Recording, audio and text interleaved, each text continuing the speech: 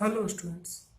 Last video में हमने physics का रिलेशन देखा था कि फिजिक्स सोसाइटी से और टॉप टेक्नोलॉजी से कैसे रिलेटेड है, और उसके बाद में हमने कुछ इम्पोर्टेंट इन्वेंशंस और डिस्कवरीज की बात करी थी। उनको किसने इन्वेंट करा, साइंटिस्ट और अराउंड द कॉर्नर वो ऑफ द वर्ल्ड वो बिलोंग करते थे। इस वीडियो में हम बात कर रहे हैं, हमारा फर्स्ट टॉपिक है फंडामेंटल फोर्सेस इन नेचर। मतलब कि नेचर के अंदर कुल कितने टाइप के फोर्सेस एग्जिस्ट करते हैं। जनरली तो हम काफ़ी फोर्सेस की बात करते हैं, जब से हम छोटे थे तब से हम आज तक बोलते हैं। For example like muscular force हुआ, पुश हुआ, पुल हुआ, इलेक्ट्रिक फोर्स हुआ, फ्रिक्शन फोर्स हुआ, कांटेक्ट फोर्स हुआ, ग्रेविटेशनल फोर्स हुआ, और एटम्स एक दूसरे के ऊपर लगाते हैं, आपके जो प्रोटॉन्स होते हैं वो एक दूसरे के ऊपर फोर्स लगाते हैं, वो हुए। तो हम काफ़ी फोर्सेस की बात करते हैं, लेकिन जब हम इनकी मेन कैटेगरी देखते हैं कि एक्चुअल में कितने टाइप के फोर्सेस एग्जिस्ट करते हैं, तो हमें पता चलता है कि नेचर के अंदर जनरली दो कैटेगरीज के अंदर आपके फोर्सेस डिवाइड होते हैं। फर्स्ट कैटेगरी होती है forces between macroscopic object arises from two fundamental forces. मतलब फोर्सेस किसके बीच में? मैक्रोस्कोपिक ऑब्जेक्ट के बीच में। जो ऑब्जेक्ट्स बड़े होते हैं, अपन को जनरली विजिबल होते हैं आइज से, वो वाले फोर्सेस।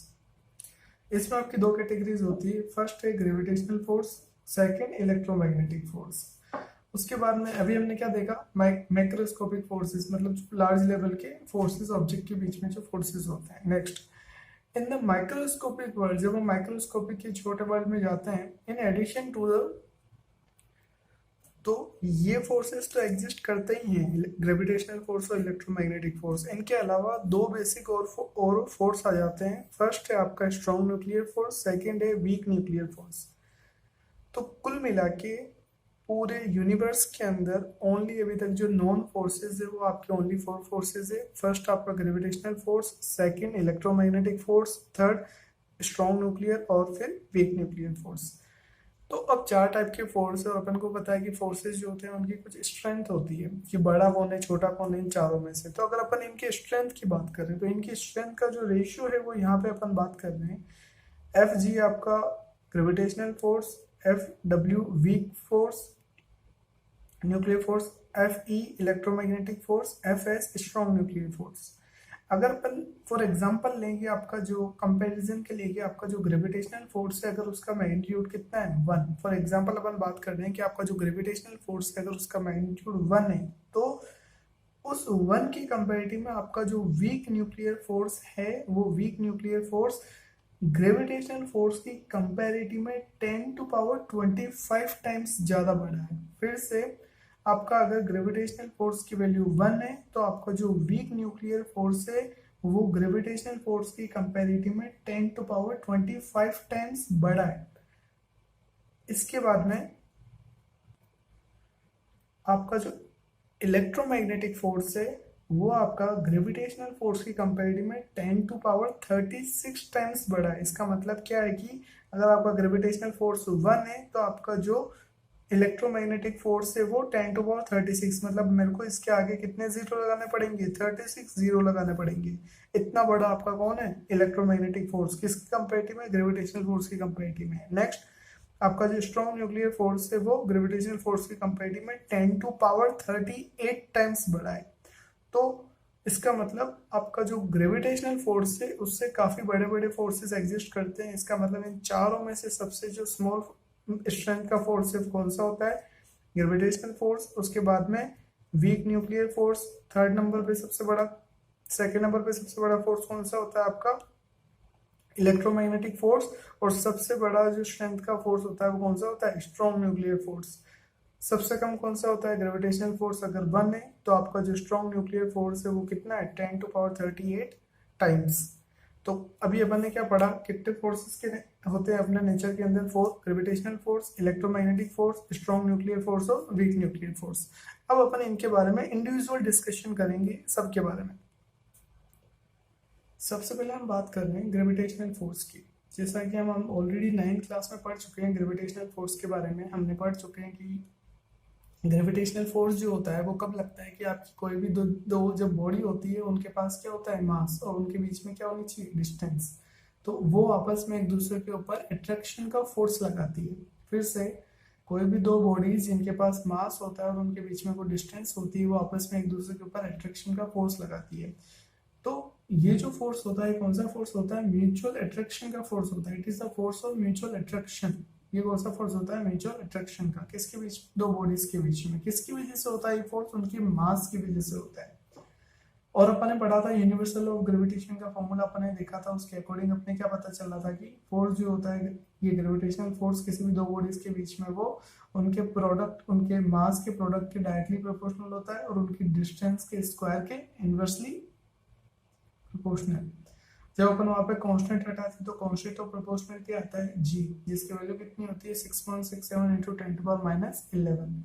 और जी की वैल्यू काफी कम होने की वजह से आपका ग्रेविटेशनल फोर्स क्या होता है? काफी कम होता है। अब बात आती है कुछ इंपॉर्टेंट प्रॉपर्टीज के बारे में जो हमने 9th क्लास में नहीं पढ़ी थी। ठीक है, some important properties of gravitational force. First क्या है?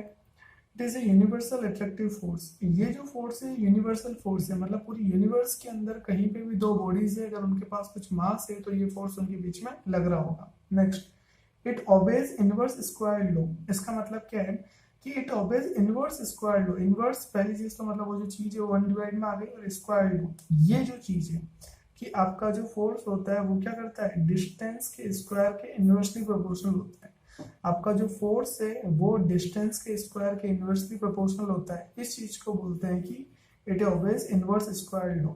फिर से किसी भी फोर्स के बारे में अगर लिखा आ रहा है कि इनवर्स स्क्वायर लॉ को फॉलो करता है, इसका मतलब वो जो फोर्स है डिस्टेंस के स्क्वायर की क्या है? इनवर्सली प्रोपोर्शनल है। Next, it is a long range force. इसका मतलब ये काफी लॉन्ग रेंज तक लग सकता है। मतलब कोई भी दो बॉडीज है जिनके बीच में अगर ग्रेविटेशनल फोर्स लग रहा है तो उनके बीच की डिस्टेंस काफी ज्यादा हो सकती है, लैक्स ऑफ किलोमीटर्स भी हो सकती है। And does not need intervening medium for its operation. मतलब जरूरी नहीं है कि दो बॉडीज के बीच में कोई भी मीडियम हो सकता है अगर कोई दो बॉडीज के बीच में मीडियम नहीं है, वैक्यूम है, फिर भी ये फोर्स क्या करेगा? एक्ट करेगा। और अगर दो बॉडीज के बीच में मीडियम है फिर भी ये फोर्स क्या करेगा? एक्ट करेगा। मतलब दो बॉडीज के बीच में मीडियम होने से या ना होने से ग्रेविटेशनल फोर्स को फर्क नहीं पड़ता, ग्रेविटेशनल फोर्स एक्ट करता है। फॉर एग्जाम्पल, अपने जो प्लैनेट्स वगैरह होते हैं और जो सन प्लैनेट्स के अराउंड घूमते हैं तो किसकी वजह से घूमते हैं? ग्रेविटेशनल फोर्स की वजह से। अपन ने 9th क्लास में बात करी थी। तो आपस में प्लैनेट्स के बीच में आपको पता है कि कोई भी मीडियम नहीं होता। क्या होता है वहां पे? बीच में वैक्यूम होता है। तो बिना मीडियम के भी ये फोर्स एक्ट कर सकता है और काफी लॉन्ग रेंज होता है, मतलब बीच की डिस्टेंस बॉडी की काफी ज्यादा हो सकती है। Next, gravitational force between two bodies doesn't depend on the presence of other bodies. इसका मतलब कोई भी दो बॉडीज है तो उसके अलावा अगर कोई और बॉडी है तो उससे, जैसे फॉर एग्जांपल एक बॉडी है ए, एक बॉडी है बी, तो ये दोनों एक दूसरे के ऊपर क्या, अगर इन दोनों का कोई पास कुछ मास है, फॉर एग्जांपल इसका मास है m1, इसका मास है m2, और इन दोनों के बीच में वो डिस्टेंस है, तो ये दोनों बॉडी एक दूसरे के ऊपर क्या लगाएगी? ग्रेविटेशनल फोर्स लगाएगी। अब अगर एक और बॉडी आ जाती है सी, जिसका मास है m3, तो इस सी बॉडी के आने से इन दोनों के बीच में जो ग्रेविटेशनल फोर्स लग रहा है उसके ऊपर फर्क नहीं पड़ेगा। फिर से दो बॉडीज के बीच में जो ग्रेविटेशनल फोर्स है वो किसी थर्ड बॉडी के आ जाने की वजह से उन दोनों के बीच में फोर्सेस के ऊपर इफेक्ट नहीं पड़ेगा। Next, it is the weakest force in nature. अभी अपन ने बात करी थी स्ट्रेंथ की, तो अपन ने ग्रेविटेशनल फोर्स को 1 काउंट करा था, तो अपन ने क्या देखा था कि सबसे जो वीक फोर्स होता है पूरे नेचर में वो कौन होता है? Gravitational force. Next, it is a central force, that is it act along the line joining the center of two bodies. For example, ये आपकी बॉडी है A, ये आपकी बॉडी है B, तो it is A central force. मतलब ये जो फोर्स लगता है इसका जो लाइन ऑफ एक्शन होता है फोर्स का वो सेंटर से पास होता है बॉडीज के। ए बॉडी का सेंटर ये रहा, बी बॉडी का सेंटर ये रहा, तो इन दोनों के सेंटर से पास होता है। मतलब बी बॉडी ए बॉडी को अट्रैक्ट करेगी अपनी तरफ और ए बॉडी बी बॉडी को अट्रैक्ट करेगी अपनी तरफ। तो ये जो लाइन है, ये लाइन कौन सी लाइन है? सेंटर लाइन है। मतलब ये जो लाइन मैंने बनाई, ये लाइन ए के भी सेंटर से पास हो रही है और बी के भी सेंटर से पास हो रही है। तो लाइन ऑफ एक्शन जो है फोर्स का वो क्या है? दोनों बॉडीज के सेंटर से पास हो रहा है। तो अगर फोर्सेस का जो लाइन ऑफ एक्शन है अगर दोनों बॉडीज के सेंटर से पास हो तो अपन उस फोर्स को क्या बोलते हैं? कि ये सेंट्रल फोर्स है। Next, it is A conservative force. Conservative force का मतलब क्या होता है? That is work done, WD, work done. Work done in moving a body is path independent, इसका मतलब अगर अब मैं ग्रेविटेशनल फोर्स के अगेंस्ट में वर्क करता हूँ तो पाथ के ऊपर इंडिपेंडेंट होगा, और पाथ के ऊपर जो इंडिपेंडेंट वर्क डन होता है उसको क्या बोलते हैं, कंजर्वेटिव फोर्स। फॉर एग्जांपल जैसे ये पेंसिल यहाँ रखी हुई है, अगर मैं इस पेंसिल को एक हाइट तक लेके आता हूँ तो जिसे अपन ने 9th क्लास में पढ़ा है कि इसके पास एक पोटेंशियल एनर्जी आ जाती है जिसका फॉर्मूला क्या होता है, mgh। लेकिन अगर इस पेंसिल को मैं, अगर ये हाइट h है तो इसके पास फॉर्मूला क्या आ जाता है पोटेंशियल एनर्जी का, mgh। लेकिन अगर मैं इस पेंसिल को ऐसे डायरेक्ट ना लाके, अगर मैं इसको पहले थोड़ा सा हाइट पे ले गया, फिर मैंने इसको हॉरिजॉन्टल मोशन कराया, फिर मैं इसको थोड़ा हाइट पे ले गया, फिर मैंने इसको मोशन करवाया, और फिर मैं इसको हाइट पे लेके आया, टोटल हाइट अभी कितनी है, h ही है। टोटल हाइट कॉपी से अभी भी कितनी है, h है। तो इसके पास जो पोटेंशियल एनर्जी आएगी वो कितनी आएगी, mgh ही आएगी। क्यों? क्योंकि अपन को पता है कि जो पोटेंशियल एनर्जी होती है उसका फॉर्मूला क्या होता है, mgh। इसका मतलब मास g, ये दोनों तो कांस्टेंट है बॉडी के। इसका मतलब पोटेंशियल एनर्जी किसके ऊपर डिपेंड करती है, ओनली हाइट के ऊपर। 9th क्लास में अपन पढ़ चुके हैं। तो मैंने ये पेंसिल की एक h हाइट अचीव करी, अब वो h हाइट में डायरेक्टली लेके आया, इसको घुमा के लेके आया या राउंड करके लेके आया, डजेंट मैटर, इससे फर्क नहीं पड़ता। तो जो पाथ मैंने अचीव करा, फिर से जो मैंने इस पेंसिल को h हाइट पे लाने के लिए जो मैंने पाथ चूज करा, उससे फर्क नहीं पड़ता इसकी पोटेंशियल एनर्जी पे, मेरे को सेम वर्क डन करना पड़ेगा। तो it is A conservative force. Gravitational force कौन सा फोर्स होता है, कंजर्वेटिव फोर्स होता है। मतलब work done in moving a body is path independent. आप किसी की बॉडी के ऊपर जो वर्क डन करते हो पाथ के ऊपर डिपेंड नहीं करता। अब एग्जांपल क्या होता है ग्रेविटेशनल फोर्स के, all bodies fall because of gravitational force attraction exerted on them by earth. आपकी जितनी भी बॉडीज है, फॉर एग्जांपल ये पेंसिल, इसको अगर मैं छोड़ता हूँ तो ये नीचे गिर जाती है। तो ये क्यों गिरती है, क्योंकि इसके ऊपर अर्थ जो है वो क्या करती है, ग्रेविटेशनल अट्रैक्शन का फोर्स लगाती है। Next, gravitational force governs the motion of the moon. आपकी ग्रेविटेशनल फोर्स की वजह से ही जो आपका मून है वो अर्थ के अराउंड घूम रहा है, जो आर्टिफिशियल सैटेलाइट मैन मेड होते हैं वो अर्थ के अराउंड घूम रहे हैं, और इसी रीजन से आपका जो अर्थ है वो, अर्थ और इसके अलावा जो प्लैनेट्स है वो क्या कर रहे हैं, मोशन कर रहे हैं, किसके अराउंड, सन के अराउंड। तो जिस रीजन से आपका कोई भी बॉडी अर्थ की तरफ गिरती है, उसी रीजन से आपके क्या करते हैं, प्लैनेट्स और घूमते हैं किसके अराउंड, सन के अराउंड। और वो जो फोर्स है उस फोर्स का नाम क्या है, ग्रेविटेशनल फोर्स। नेक्स्ट हमारा है इलेक्ट्रोमैग्नेटिक फोर्स। इलेक्ट्रोमैग्नेटिक फोर्स क्या होता है, उससे पहले अपन बात करते हैं कि अपन ने 9th-10th क्लास में इलेक्ट्रोमैग्नेटिक फोर्स के बारे में क्या पढ़ा था। अपन ने जैसे 10th क्लास के अंदर अपन ने पढ़ा था करंट के बारे में। अपन ने देखा था कि जो चार्जेस होते हैं, चार्जेस के बीच में आपस में क्या लगते हैं, फोर्सेस लगते हैं। तो अपन को पता है कि जैसे एक फोर्स होता है इलेक्ट्रिक फोर्स, एक फोर्स होता है मैग्नेटिक फोर्स। इलेक्ट्रिक फोर्स क्या होता है, जो डिफरेंट चार्जेस के बीच में लगता है। मतलब कोई भी दो चार्जेस है तो उनके बीच में क्या लगेगा, एक फोर्स लगेगा। अगर उनके बीच में कोई डिस्टेंस है उसको अपन क्या बोलते हैं, इलेक्ट्रिक फोर्स। इलेक्ट्रिक फोर्स का फॉर्मूला जैसे अपने ग्रेविटेशनल फोर्स का फॉर्मूला होता है, वैसे इलेक्ट्रिक फोर्स का फॉर्मूला होता है। किसने दिया, कूलम्ब्स ने दिया था, इसलिए कूलम्ब्स लॉ के नाम से जानते हैं उसको। क्या होता है formula, F is equal to 1/4 pi epsilon naught, इसको बोलते हैं Q1 Q2 upon are square. जैसे वहां पे M1 M2 upon are square था, यहाँ पे Q1 Q2 upon are square. Q1 Q2 क्या है, दो बॉडीज के चार्जेस जिनके बीच में फोर्स लग रहा है, उनके बीच के डिस्टेंस क्या, R square. 1/4 pi epsilon naught क्या है, कांस्टेंट है। और जहाँ पे एप्सिलॉन ये जो है ये क्या होता है, ये परमिटिविटी होती है, मीडियम कितना परमिट करता है चार्जेस के बीच में फोर्स को। तो ये तो इलेक्ट्रिक फोर्स है। तो इलेक्ट्रोमैग्नेटिक फोर्स जो है उससे पहले अपन ने सबसे पहले क्या पढ़ा, इलेक्ट्रिक फोर्स। इलेक्ट्रिक फोर्स क्या होता है, दो चार्जेस के बीच में जो फोर्स होता है, इलेक्ट्रिक फोर्स। और अब बात आती है मैग्नेटिक फोर्स की। मैग्नेटिक फोर्स क्या होता है, अपन को पता है कि भाई जैसे अपन ने मैग्नेट के बारे में पढ़ा था 10th क्लास में, तो अपन को पता है कि कोई भी जो दो पोल्स होते हैं मैग्नेट के, जैसे नॉर्थ पोल है साउथ पोल है, तो वो क्या करते हैं, अदर बॉडीज के ऊपर, अदर मैग्नेट्स के ऊपर जो फोर्स लगाते हैं उसे हम क्या बोलते हैं, मैग्नेटिक फोर्स। या फिर किसी मैग्नेट की वजह से जो फोर्स लगता है उसे हम क्या बोलते हैं, मैग्नेटिक फोर्स। तो एक हमने पढ़ा इलेक्ट्रिक फोर्स, एक हमने पढ़ा मैग्नेटिक फोर्स। लेकिन हम क्या देखते हैं कि आपस में ये दोनों क्या रिलेटेड है, कैसे रिलेटेड है। जैसे हमने 10th क्लास में पढ़ा था कि आपका जो मूविंग चार्ज होता है, करंट होता है, उस करंट की वजह से क्या बनता है, मैग्नेटिक फील्ड बनता है। और जब भी आपकी मैग्नेट मोशन करती है, हमने इलेक्ट्रोमैग्नेटिक इंडक्शन के अंदर हमने पढ़ा था कि आपकी अगर मैग्नेटिक फील्ड, अगर मैग्नेट मोशन करे तो कंडक्टर के अंदर क्या होगा, करंट फ्लो होने लग जाएगा। तो उससे हमें क्या पता चलता है कि मतलब आपका जो इलेक्ट्रिक फोर्स है और मैग्नेटिक फोर्स है आपस में क्या इंटर रिलेटेड है। इसका मतलब एक ही है ये दोनों, इनको हम कंबाइंड फॉर्म में क्या बोलते हैं, इलेक्ट्रोमैग्नेटिक फोर्स।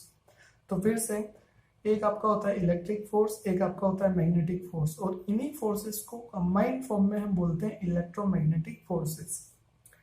इनकी कुछ प्रॉपर्टीज होती है, जैसे फर्स्ट, इलेक्ट्रोमैग्नेटिक फोर्सेस में भी अट्रैक्टिव और रिपल्सिव। अभी हमने ग्रेविटेशनल फोर्स पढ़ा था, उसमें हमने क्या देखा था कि वो ओनली कौन से नेचर का होता है, अट्रैक्टिव नेचर का होता है। लेकिन आपका जो इलेक्ट्रोमैग्नेटिक फोर्स है, क्योंकि आपके चार्जेस भी पॉजिटिव नेगेटिव दोनों हो सकते हैं, और आपके पोल्स जो होते हैं मैग्नेट के वो भी साउथ और नॉर्थ दोनों हो सकते हैं, तो इसलिए आपका इलेक्ट्रोमैग्नेटिक फोर्स हो सकता है अट्रैक्टिव नेचर का। वो कब होगा, जब अपोजिट चार्जेस या अपोजिट पोल्स होंगे, और हो सकता है रिपल्सिव नेचर का जब आपका सेम चार्ज या फिर सेम पोल्स होंगे। Next, it obvious inverse square law. मैं फिर बोलो इनवर्स स्क्वायर लॉ का मतलब क्या होता है, आपका जो फोर्स है वो क्या इनवर्सली प्रोपोर्शनल है किसके, डिस्टेंस के स्क्वायर के। ये देखो यहाँ पे।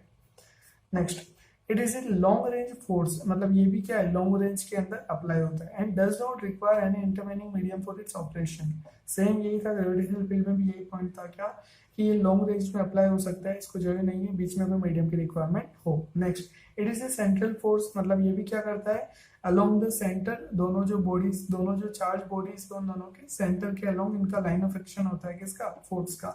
जैसे ये चार्ज है आपका Q1 है, ये आपका चार्ज क्या है Q2, तो इन दोनों के बीच में जो फोर्स लगेगा उनका लाइन ऑफ एक्शन क्या होगा, सेम होगा। It is A conservative force, same, इसका मतलब जो चार्जेस एक दूसरे के ऊपर वर्क करते हैं वो पाथ के ऊपर डिपेंड नहीं करता। Next, it is 10⁻36 times stronger than gravitational force. हमने इनकी स्ट्रेंथ की बात करी थी, वहां से अपन ने ये पॉइंट लिखा है कि it is 10⁻36 time stronger than gravitational force.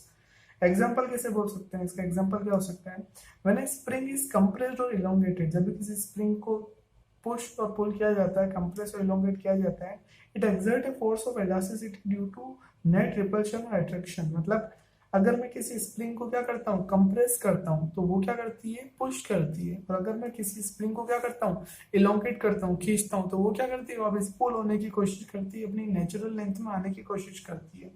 क्यों आने की कोशिश करती है, क्योंकि उसके पास एक प्रॉपर्टी होती है क्या, इलास्टिसिटी। तो when a spring is compressed or elongated, it exerts a force of elasticity due to net repulsion or attraction between its neighboring atoms। मतलब स्प्रिंग में जो अपन ने खींचा था उनके एटम के बीच की डिस्टेंस क्या हो गई, ज्यादा हो गई, तो इसलिए क्या लगने लग गया, अट्रैक्शन का फोर्स लगने लग गया। और जैसे मैंने उसको कंप्रेस करा तो एटम्स के बीच की डिस्टेंस क्या हो गई, कम हो गई, इसलिए कौन सा फोर्स लगने लग गया, रिपल्सिव फोर्सेस लगने लग गया। तो this net repulsion or attraction is the sum of the electrostatic force between electron and nuclei of the atoms। तो ये जो फोर्स आया, ये जो अट्रैक्शन का रिपल्शन का फोर्स आया, ये आया कहाँ से, ये फोर्स आता है जो आपके एटम्स होते हैं, एटम्स के अंदर जो आपके इलेक्ट्रॉन्स होते हैं और न्यूक्लियस होते हैं, उनके बीच की डिस्टेंस क्या होती है, चेंज हो जाती है। इस रीजन से ये आपका अट्रैक्शन का रिपल्शन का फोर्स आता है जब भी हम किसी स्प्रिंग को क्या करते हैं, इलोंगेट करते हैं या फिर कंप्रेस करते हैं। तो वो जो एग्जांपल है वो किसका है, इलेक्ट्रोमैग्नेटिक फोर्स का।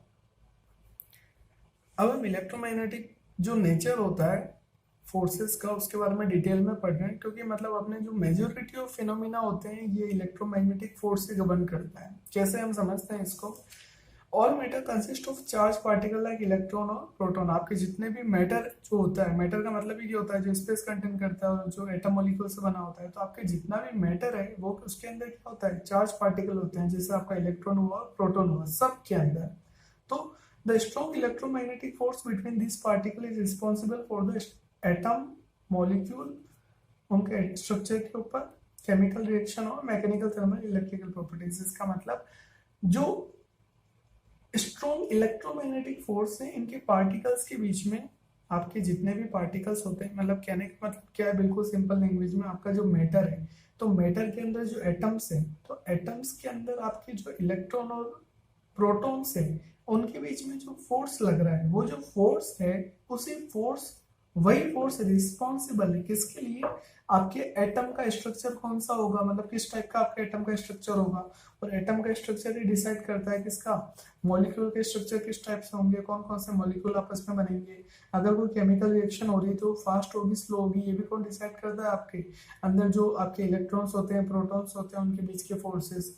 और आपकी जितनी भी मैकेनिकल प्रॉपर्टीज होती है, थर्मल प्रॉपर्टीज होती है और इलेक्ट्रिकल प्रॉपर्टीज होती है किसी भी मैटर की, ये सब डिसाइड कौन करते हैं? अंदर के एटम्स और प्रोटॉन्स, आपके जो इलेक्ट्रॉन्स और प्रोटॉन्स।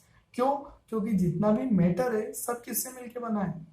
एटम से। और एटम किससे मिलके बने? इलेक्ट्रॉन और प्रोटॉन। इसका मतलब इलेक्ट्रॉन और प्रोटॉन ही डिसाइड करते हैं कि आपके एटम मॉलिक्यूल का स्ट्रक्चर क्या होगा, केमिकल रिएक्शन की रेट क्या होगी और मैकेनिकल थर्मल इलेक्ट्रिकल प्रॉपर्टीज क्या होगी किसकी? सारे मटेरियल्स की।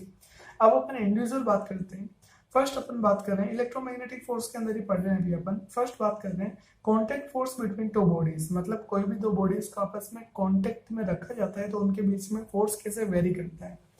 फर्स्ट है when we place two bodies in contact with each other their atoms come close to each other at the surface of the contact। जैसे मैंने ये एक टेबल ली, टेबल के ऊपर मैंने एक बुक को रखा, तो ये जो इंटरफेस है, मतलब जहां पे बुक क्या है, कांटेक्ट में है टेबल से, जहां पे बुक टेबल से कांटेक्ट में है वहां पे टेबल के और बुक के जो एटम्स है वो क्या हो गए? क्लोज आ गए। Large interatomic forces began to act between these charged constituent of the atoms।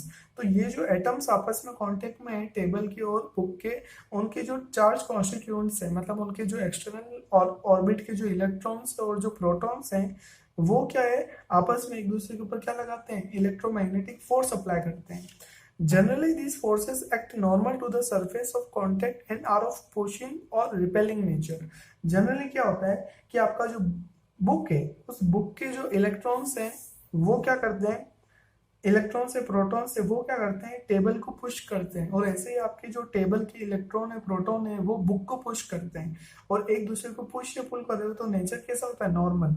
इसका मतलब ये जो टेबल है, टेबल बुक के ऊपर फोर्स कैसे लगाती है? पर ऊपर परपेंडिकुलर, और ऐसे बुक जो है टेबल के फोर्स का लगाती है नीचे। तो ये दोनों फोर्स एक दूसरे को क्या कर देते हैं? बैलेंस कर देते हैं। और बैलेंस कर देते हैं इसलिए आपकी बुक कहाँ रखी हुई होती है? टेबल पर रखी हुई होती है।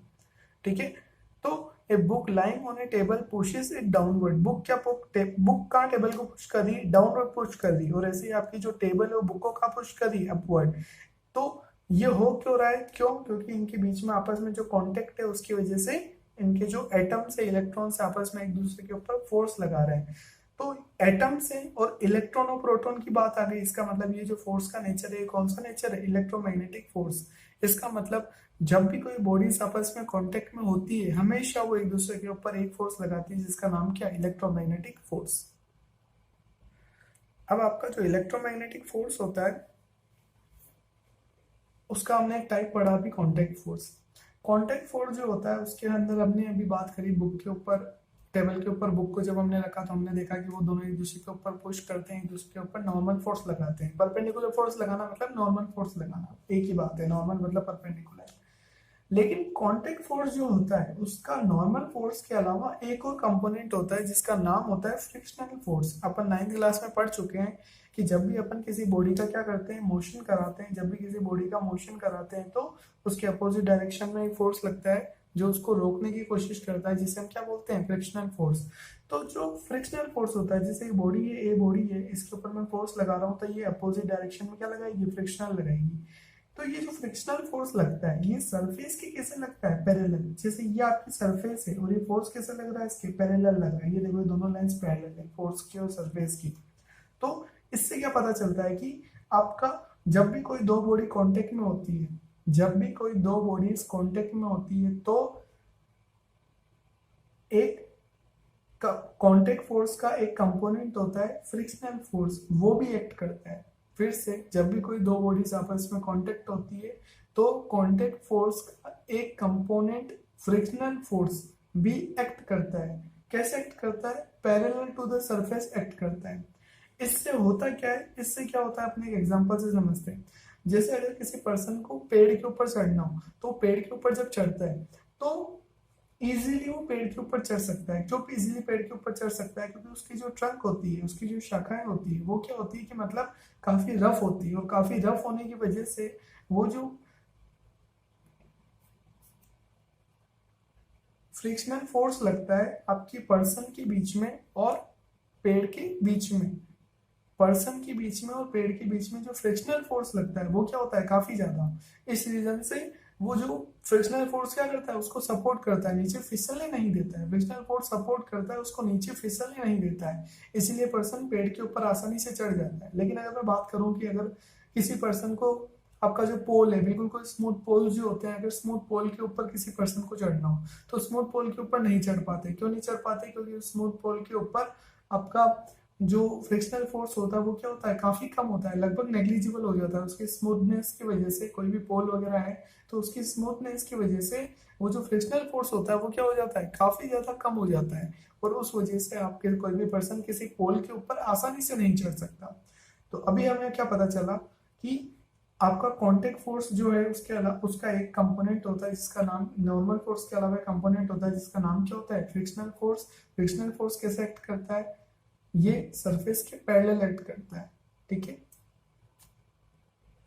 लेकिन इसका नेचर भी क्या है, इलेक्ट्रोमैग्नेटिक नेचर है। क्यों? क्योंकि आपस में कांटेक्ट में, और कांटेक्ट में जो भी फोर्स होते हैं वो सारे कौन से फोर्स होते हैं, electromagnetic force. Next example, elastic force on the spring. ये अपन अभी पढ़ चुके हैं, वही एग्जांपल है कि अगर मैं क्या करूं, किसी भी स्प्रिंग को स्ट्रेच करता हूं, इलोंगेटेड करता हूं या फिर कंप्रेस करता हूं, तो उससे होता क्या है कि आपस में जो एटम्स के बीच की डिस्टेंस होती है वो क्या होती है, चेंज होती है। उस वजह से एटम्स एक दूसरे के ऊपर क्या करते हैं, फोर्स लगाते हैं, क्योंकि अंदर उनके अंदर क्या होता है, इलेक्ट्रॉन्स होते हैं, प्रोटॉन्स होते हैं।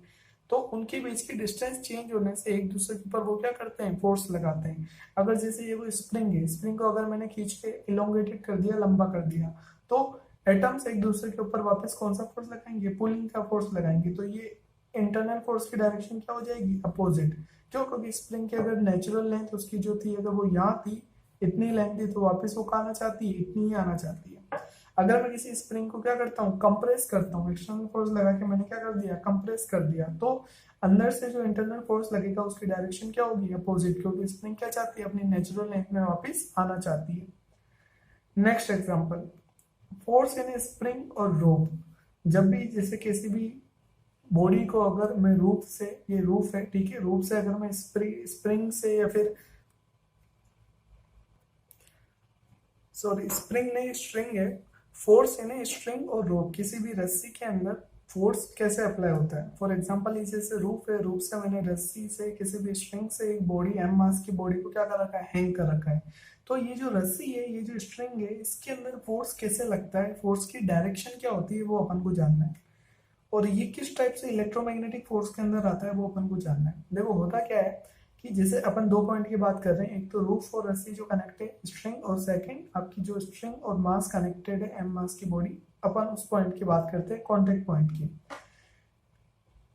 इस ए पॉइंट पे ये होता है कि ए पॉइंट के ऊपर जो आपकी स्ट्रिंग है, स्ट्रिंग के जो इलेक्ट्रॉन्स होते हैं और आपके जो रूफ के इलेक्ट्रॉन्स होते हैं, वो क्या करते हैं, एक दूसरे के ऊपर फोर्स लगाते हैं, और एक दूसरे के ऊपर फोर्स लगाते हैं, वो फोर्स क्या हो जाता है, बैलेंस हो जाता है, ठीक है। और ऐसे ही आपका जो बी पॉइंट है, बी पॉइंट पे जो इलेक्ट्रॉन्स होते हैं, प्रोटॉन्स होते हैं, वो एम मास की बॉडी के जो इलेक्ट्रॉन प्रोटॉन है उसके ऊपर फोर्स लगाते हैं, और उनको क्या कर लेते हैं, बैलेंस, जिसकी वजह से ये एम मास की बॉडी क्या रहती है, बैलेंस रहती है। तो ये तो बात है इसकी। अब बात आती है कि फोर्स की डायरेक्शन क्या होगी। अब अपन इजीली समझ सकते हैं। फॉर एग्जांपल, जैसे समझो कि आप, ये जो स्ट्रिंग है, स्ट्रिंग कहाँ से कनेक्ट है, छत से कनेक्ट है, रूफ से कनेक्ट है। तो यहाँ पे जो एटम्स मॉलिक्यूल है वो क्या कर रहे होंगे, छत को अपनी तरफ खींच रहे होंगे। क्यों खींच रहे होंगे? क्योंकि रस्सी के नीचे वेट लगा हुआ है। तो ऑब्वियसली बात है कि यहाँ पे जो एटम्स मॉलिक्यूल है रस्सी के, स्ट्रिंग के, वो क्या कर रहे होंगे, छत को अपनी तरफ खींच रहे होंगे, अपनी तरफ खींच रहे होंगे। मतलब ए पॉइंट के ऊपर जो फोर्स की डायरेक्शन होगी वो क्या होगी, डाउनवर्ड होगी। और बी पॉइंट के ऊपर जो ये रस्सी के एटम्स हैं, मॉलिक्यूल्स हैं, वो क्या करेंगे, एम मास की बॉडी को अपनी तरफ खींचेंगे। फिर से बी पॉइंट के ऊपर जो आपके एटम्स है, मॉलिक्यूल्स है, इलेक्ट्रॉन्स है, वो क्या करेंगे, एम मास की बॉडी को अपनी तरफ खींचेंगे। अपनी तरफ क्यों खींचेंगे? क्योंकि वो उससे कनेक्टेड है, तो वो क्या करेंगे, उसको अपनी तरफ खींचेंगे। तो बी पॉइंट के ऊपर फोर्स की डायरेक्शन क्या होगी, अपोजिट। अब अपन इजीली समझ सकते हैं, जैसे अपन अपन यहाँ पे कोई भी पर्सन जैसे हैंग और उसको कोई भी मास दे दिया, तो वो क्या करेगा, उसको पकड़ के रखेगा, मतलब उसको अपनी तरफ क्या करना पड़ेगा, हैंग करना पड़ेगा। फॉर एग्जाम्पल, जैसे मैंने इसको पकड़ रखा है, तो अगर अभी मैंने जैसे इस पेंसिल को पकड़ रखा है, तो मेरे को इसको अगर पकड़ के रखना है तो मेरे को फोर्स का लगाना है ऊपर, क्यों? क्योंकि जैसे ही मैं इसको फ्रीली छोड़ता हूँ तो ये पेंसिल कहाँ चली जाती है? नीचे। लेकिन अगर मैंने इसको पकड़ रखा है, इसका मतलब मैंने फोर्स का लगा रखा होगा ऊपर। ऐसे ही समझ सकते हैं कि बी पॉइंट के ऊपर जो एटम्स है, इलेक्ट्रॉन्स है, उसने पूरी एम मास की बॉडी को पकड़ रखा है। इसका मतलब वो जो एटम्स है, इलेक्ट्रॉन्स है, इसके ऊपर फोर्स का लगा रहे हैं, ऊपर लगा रहे हैं। अदरवाइज ये बॉडी कहाँ गिर जाती? नीचे गिर जाती है। एम मास की बॉडी कहाँ गिर जाती? नीचे। तो ए पॉइंट के ऊपर फोर्स का लग रहा है? नीचे लग रहा है। और बी पॉइंट के ऊपर का लग रहा है? ऊपर। तो इससे क्या पता चलता है कि जो रस्सी होती है वो हर पॉइंट के ऊपर क्या करती है? पुल फोर्स लगाती है। Generally string under tension exert an electromagnetic force of pulling nature. Electromagnetic force of pulling nature on the two bodies attached to its two ends. मतलब जितने भी एंड इसके होंगे उनके ऊपर कैसा नेचर लगाएगी? Pulling nature. जैसे ही छत से कनेक्ट है तो छत को भी अपनी तरफ खींच रही है और एम मास की बॉडी को क्या अपनी तरफ पुल कर रही है। तो ये तो बात है इसकी। और ये लग किसकी वजह से रहा है? एटम्स की वजह से, इलेक्ट्रॉन की वजह से। इसलिए ये कौन सी कैटेगरी में आता है? इलेक्ट्रोमैग्नेटिक फोर्स की कैटेगरी में आता है। तो अभी हमने इलेक्ट्रोमैग्नेटिक फोर्सेस और उसके नेचर के बारे में पढ़ा था। हमने देखा था कि जो बॉडी होती है उसके अंदर जो आपके एटम्स वगैरह से मिलके बनी होती है, एटम मॉलिक्यूल से। और एटम जो होता है वो आपका इलेक्ट्रॉन और प्रोटॉन से मिलके बना होता है। तो जब भी कोई कांटेक्ट होता है, जब भी अगर कांटेक्ट नाम आता है, इसका मतलब वहां पे क्या इन्वॉल्व है? इलेक्ट्रोमैग्नेटिक फोर्स इन्वॉल्व है। पर ये तो बात किसकी होती है? कॉन्टेक्ट और मैक्रोस्कोपिक फिनोमिना। लेकिन अब हम बात करते हैं कि एटम्स के अंदर जो न्यूक्लियस वगैरह होते हैं। तो अब एटम है, एटम क्या है? जैसे ये मैं बात करता हूँ, ये आपका क्या एटम है? ये उसके ऑर्बिट्स हैं जिसमें कौन मोशन कर रहे हैं? इलेक्ट्रॉन मोशन कर रहे हैं। और उनके अंदर क्या होता है? न्यूक्लियस होता है। एटम के अंदर क्या होता है? न्यूक्लियस होता है। जो न्यूक्लियस होता है उसके अंदर कौन होते हैं? उसके अंदर एक तो होता है आपका प्रोटॉन, सेकंड होता है आपका न्यूट्रॉन। फिर से एटम के अंदर जो न्यूक्लियस होता है उसके अंदर एक तो कौन होते हैं? प्रोटॉन्स होते हैं और न्यूट्रॉन्स होते हैं। प्रोटॉन्स का चार्ज कौन सा होता है? पॉजिटिव। न्यूट्रॉन्स का चार्ज कौन सा होता है? कुछ भी नहीं, जीरो चार्ज होता है। तो प्रोटॉन्स का चार्ज कौन सा होता है? पॉजिटिव। अब मैं जो कहना चाह रहा हूँ उसको समझना। एटम के न्यूक्लियस के अंदर बहुत सारे प्रोटॉन्स होते हैं। अलग अलग एलिमेंट के अंदर डिफरेंट नंबर ऑफ प्रोटॉन्स होते हैं। तो एटम्स के न्यूक्लियस के अंदर प्रोटॉन्स है मल्टीपल, जिनका चार्ज क्या है? पॉजिटिव। और अपन को पता है कि पॉजिटिव चार्ज आपस में क्या करते हैं? रिपेल करते हैं। पॉजिटिव चार्ज आपस में क्या करते हैं? रिपेल करते हैं।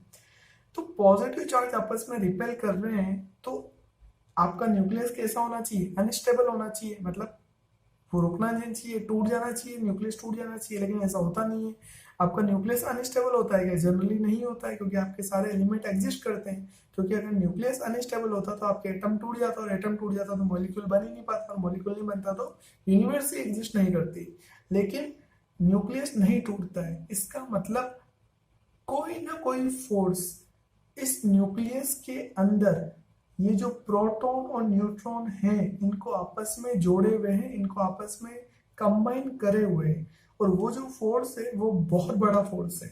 तो अब इनका नेचर कैसा है? अपोजिट नेचर का है। और अपोजिट नेचर का है तो यहाँ पे आपका प्रोटॉन प्रोटॉन कैसे अपोजिट हो गए? एक दूसरे के ऊपर क्या कर रहे हैं?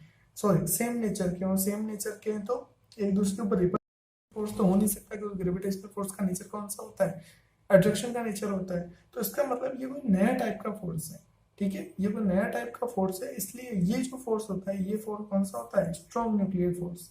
तो स्ट्रॉन्ग न्यूक्लियर फोर्स क्या होता है? Strong nuclear force which bind together the proton in neutrons in A nucleus is called the strong nuclear force.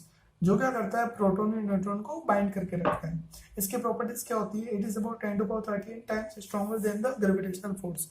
मतलब सबसे ज्यादा जो स्ट्रॉन्गर होता है वो यही होता है। Next, it is A short range force, it operate only over the size of nucleus.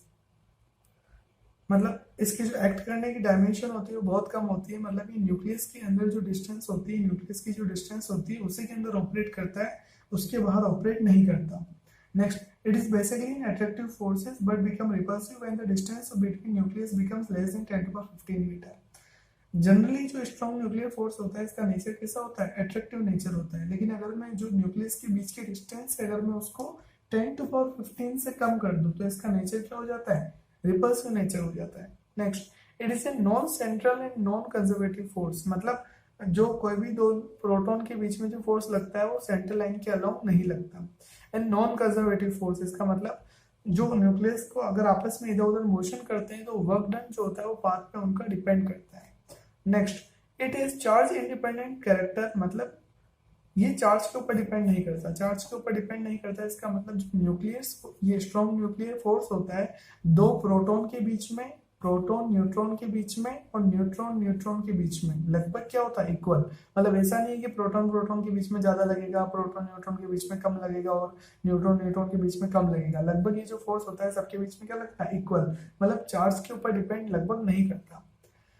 इसके एग्जाम्पल क्या होते हैं, तो सबसे पहली बात तो यही है कि यार ये स्टेबल कर रहा है, क्योंकि आपका न्यूक्लियस स्टेबल हो पा रहा है, उसी वजह से आपका एटम स्टेबल हो पा रहा है। और एटम से क्या बनी है, पूरी यूनिवर्स बनी है। मतलब पूरी यूनिवर्स को जो स्टेबल कर रहा है वो कौन सा फोर्स है, स्ट्रॉन्ग न्यूक्लियर फोर्स है। Next, radioactivity. अपन ने बात करी थी प्रीवियस वीडियो में, बात करी थी रेडियो एक्टिविटी की। रेडियो एक्टिविटी क्या होती है, आपकी जो आपके न्यूक्लियस होते हैं, कुछ कुछ एलिमेंट्स के न्यूक्लियस क्या होते हैं, अनस्टेबल होते हैं। तो कंटिन्यू वो क्या करते हैं, अपने रेडिएशन इमिट करते हैं, एनर्जी इमिट करते हैं रेडिएशन की फॉर्म में। तो उसको क्या बोलते हैं, रेडियो एक्टिविटी। तो वो किससे होती है, वो कब होती है, जब न्यूक्लियर अंदर जो आपके स्ट्रॉन्ग न्यूक्लियर फोर्स होते हैं वो क्या होते हैं, बैलेंस नहीं हो पाते। इसी वजह से आपकी क्या होती है, रेडियो एक्टिविटी। तो रेडियो एक्टिविटी किसकी वजह से होती है, स्ट्रॉन्ग न्यूक्लियर फोर्स की वजह से वो अनबैलेंस हो जाते हैं। Next, the concept of nuclear force is useful in obtaining a nuclear energy. अब आपका जो न्यूक्लियस होता है वो अनस्टेबल होता है, और अनस्टेबल होता है तो वो क्या हो जाता है, ब्रेक हो जाता है, और डिफरेंट टाइप के न्यूक्लियस में वो बन जाता है। और या फिर ऐसे बोल सकते हैं कि एक न्यूक्लियस से दो न्यूक्लियस जब बनते हैं उसको अपन क्या बोलते हैं, फीजन। और दो न्यूक्लियस से जब एक न्यूक्लियस बनता है उसको क्या बोलते हैं, फ्यूजन। तो फ्यूजन और फ्यूजन जो दो प्रोसेस है उनसे क्या बनती है, काफी ज्यादा एनर्जी, और उसकी जो काफी ज्यादा एनर्जी बनती है अपन बना सकते हैं, ये प्रोसेस करवाते हैं, ठीक है। और उसी के ऊपर बेस्ड होते हैं आपके क्या, न्यूक्लियर पावर प्लांट। तो आपका जो न्यूक्लियर पावर प्लांट बेस्ड है वो किसके ऊपर है, न्यूक्लियस के ऊपर, फिजन और फ्यूजन प्रोसेस के ऊपर। और उनका मेन बेस कौन है, स्ट्रॉन्ग न्यूक्लियर फोर्सेस। तो सबसे स्ट्रॉन्ग फोर्स कौन सा होता है, स्ट्रॉन्ग न्यूक्लियर फोर्स। नेक्स्ट आपका आता है weak nuclear force. Weak nuclear force क्या होता है, it is a force that appears only between elementary particle involve in a nuclear process such as beta decay of a nucleus. मतलब ये process, ये जो आपका फोर्स है ये पिक्चर में कब आता है, ये पिक्चर में तब आता है जब आपकी न्यूक्लियर प्रोसेस होती है। कौन सी वाली न्यूक्लियर प्रोसेस होती है, बीटा डीके की न्यूक्लियर प्रोसेस होती है। अब सबसे पहले अपन को ये जानना पड़ेगा कि बीटा डीके क्या होता है। In a beta decay, the nucleus emits an electron and an uncharged particle neutrino. Beta decay क्या होता है, डीके मतलब निकलना, डीके मतलब क्या होता है, निकलना। कोई भी चीज जब निकलती है टूट जाती है उसको अपन बोलते हैं डीके हो गया। तो जो बीटा डीके होता है उसके अंदर जो न्यूक्लियस होता है, आपका एटम का जो न्यूक्लियस होता है उससे एक तो इलेक्ट्रॉन इमिट होता है और एक आपका क्या इमिट होता है, एक अनचार्ज पार्टिकल न्यूट्रिनो। तो ये जो प्रोसेस होती है, इस प्रोसेस के अंदर जो आपका न्यूट्रॉन, न्यूट्रिनो और इलेक्ट्रॉन, ये दोनों आपस में एक दूसरे से जो इंटरेक्ट करते हैं वो वीक न्यूक्लियर फोर्स की हेल्प से करते हैं। फिर से वीक न्यूक्लियर फोर्स क्या होता है, it is a force that appears only between elementary particle involve in nuclear process such as beta decay. मतलब वीक न्यूक्लियर फोर्स क्या होगा, जो बीटा डीके प्रोसेस के अंदर आता है। बीटा डीके प्रोसेस क्या होती है, जब आपका न्यूक्लियस इमिट करता है इलेक्ट्रॉन और न्यूट्रिनो। तो इलेक्ट्रॉन बीटा डीके के अंदर इलेक्ट्रॉन और न्यूट्रिनो जो आपस में इंटरेक्ट करते हैं वो किससे करते हैं, वीक न्यूक्लियर फोर्सेस की हेल्प से। बस आपको इतना सा ही ध्यान रखना है जनरली। इंपॉर्टेंट प्रॉपर्टीज क्या है इसकी, any process involving neutrino and anti neutrino is governed by week nuclear force. आपके जो न्यूट्रिनो होता है वैसे एक और पार्टिकल होता है एंटी न्यूट्रिनो, तो उन दोनों के भी अगर वो कहीं पे भी आ गए पिक्चर में तो इसका मतलब वो जो आपस में इंटरेक्ट करेंगे वो किसकी वजह से करेंगे, न्यूक्लियर वीक न्यूक्लियर फोर्स की वजह से। ये जो होते हैं ग्रेविटेशनल फोर्स से 10⁻25 टाइम्स ज्यादा बड़े होते हैं, और ये जो ऑपरेट करते हैं ओनली न्यूक्लियर साइज के अंदर ऑपरेट करते हैं।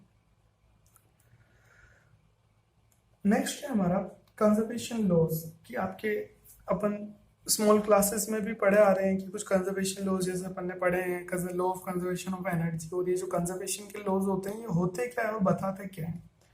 तो होते क्या है कि in any physical process involving the different forces some physical quantities remain unchanged with time। इसका मतलब अगर कोई भी कुछ कुछ प्रोसेस ऐसी होती है जिसके अंदर वो प्रोसेस हो जाती है लेकिन कुछ कुछ फिजिकल क्वांटिटीज क्या होती है वो चेंज नहीं होती है। फिर से कुछ कुछ प्रोसेस ऐसी होती है जिसके अंदर कुछ फिजिकल क्वांटिटीज हो सकता है कुछ चेंज हो रही हो, लेकिन कुछ फिजिकल क्वांटिटीज क्या होती है जो कि चेंज नहीं होती है। और वो जो क्वांटिटी चेंज नहीं होती है उसको अपन क्या बोलते हैं, वो चेंज नहीं हुई, मतलब वो क्या कंजर्व है, मतलब जो पहले थी वही बाद में। तो कुछ कुछ प्रोसेस ऐसी होती है जिसमें कुछ फिजिकल क्वांटिटी चेंज नहीं होती है, वो जो फिजिकल क्वांटिटी चेंज नहीं होती है उनको बोलते हैं कंजर्व क्वांटिटीज। और the laws which govern this the conservation of this quantities are known as conservation laws. और वो जो लॉ है जो इनकी कंजर्वेशन को गवर्न करता है, जो बताता है कि भाई ये क्वांटिटी कंजर्व रहेगी, ये क्वांटिटी चेंज नहीं होगी, ये क्वांटिटी कांस्टेंट रहेगी, उसको क्या बोलते हैं, लॉ ऑफ कंजर्वेशन। ठीक है, फिर से कंजर्वेशन लॉस क्या होता है, कुछ प्रोसेस ऐसी होती है जिसके अंदर आपका कुछ क्वांटिटीज चेंज नहीं होती है, उनको बोलते हैं कंजर्व क्वांटिटीज। और वो वाले लॉ जो कि कंजर्व क्वांटिटी को क्या करते हैं, बताते हैं, उसको हम क्या बोलते हैं, कंजर्वेशन लॉस। क्लासिकल फिजिक्स के अंदर अपन कौन कौन से कंजर्वेशन लॉस पढ़ते हैं। लॉ फर्स्ट है आपका law of conservation of energy, अपन पढ़ चुके हैं, energy can neither be created not destroyed, only क्या कर सकता है, एनर्जी को फॉर्म चेंज कर सकता है। इसका मतलब एनर्जी कभी भी खत्म नहीं होती है, मतलब एनर्जी क्या रहती है, टोटल एनर्जी कांस्टेंट रहती है, आपस में चेंज हो सकती है लेकिन टोटल एनर्जी क्या रहती है, कांस्टेंट रहती है। Next, law of conservation of linear momentum, अपन बात कर चुके हैं 9th क्लास में लीनियर मोमेंटम। वैसे अपन ऑलरेडी टॉपिक सारे पढ़ेंगे बहुत डिटेल में। तो law of conservation of linear momentum क्या होता है कि आपका जो सिस्टम होता है उसका जो मोमेंटम होता है, मोमेंटम मतलब मास इनटू वेलोसिटी का जो प्रोडक्ट होता है वो क्या रहता है, कांस्टेंट रहता है। जैसे अपन ने कोलिजन की बात करी थी कि कोलिजन से पहले मोमेंटम जो होता है वो कोलिजन के बाद के मोमेंटम का क्या होता है, कांस्टेंट। तो मोमेंटम मतलब टोटल मोमेंटम क्या होता है, कांस्टेंट। और यही क्या है उसके कंजर्वेशन का लॉ।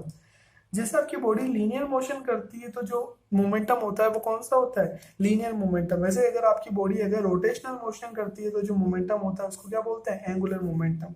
तो जैसे मास और वेलोसिटी का प्रोडक्ट कांस्टेंट होता है वैसे ही आपका एंगुलर मोमेंटम भी क्या होता है, कांस्टेंट। इसको बहुत डिटेल में अपन पढ़ेंगे चैप्टर नंबर 7 में। Next, law of conservation of charge, ये क्या बताता है, कोई भी प्रोसेस के अंदर इनिशियल में जो टोटल बॉडी के पास चार्ज है वो ही प्रोसेस होने के बाद भी टोटल बॉडी के पास चार्ज रहेगा। तो ये क्या आपके कंजर्वेशन लॉस कितने टाइप के होते हैं, 4 टाइप के होते हैं, law of conservation of energy, law of conservation of linear momentum, angular momentum और law of conservation of charge. Thank you.